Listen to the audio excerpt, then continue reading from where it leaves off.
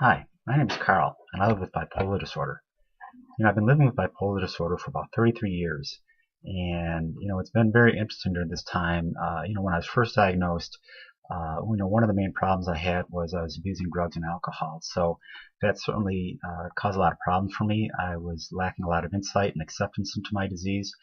I didn't know really what the problem was. I didn't know why things were happening the way they were, and I didn't make any real connection between the two. So, for me, the first many years was just finding out, what I needed to do in order to, maintain my recovery.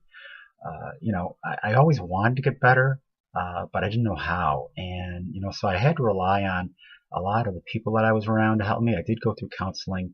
I eventually got into 12-step fellowship work. And, as a result of stopping my using, that certainly helped my ability to, learn more about my disease and learn more about what it took to, stay healthy.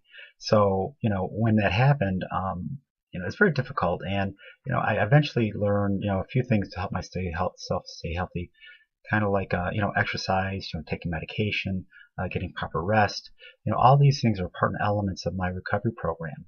So, when it comes down to it, if I'd only then known then what I know now about staying healthy, fortunately, even though I did go through a number of years of bouncing in and out of institutions and hospitals, I eventually was able to stabilize myself. And my last hospitalization was actually in 1995. So it's been, a good while since I've had any trouble. So, the main thing to understand is that it is possible to recover from bipolar disorder, and it's not, like you'll be cured, but if anything, it is a disease that can be managed, and it is possible to have a successful and productive life. I know other people who've had the same illness, and they've done the same thing. But of course, it takes a lot of work, and it takes some effort to learn what works for you. So there are some common denominators that people use to stay healthy, but the main thing is to find out what works for you and to stick with it. For instance, if you're taking medication, certainly don't stop taking it on your own. Work with your psychiatrist, work with someone who can help you with that. If you're having difficulty, whether it be side effects, whatever, sometimes those things just need to be adjusted. They need to be tweaked. And I had to learn that also the hard way.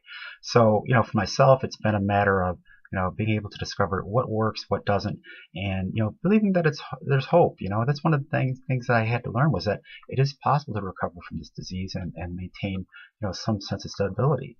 My support system is very valuable. Having someone to talk to, having someone there who can help me has also been invaluable. So the main thing to remember is that there's always hope. If you believe that you can do this, you can. And, if you make the effort to do what you need to do, then certainly it's something that is possible. So, stay positive and stay healthy. And thanks for watching.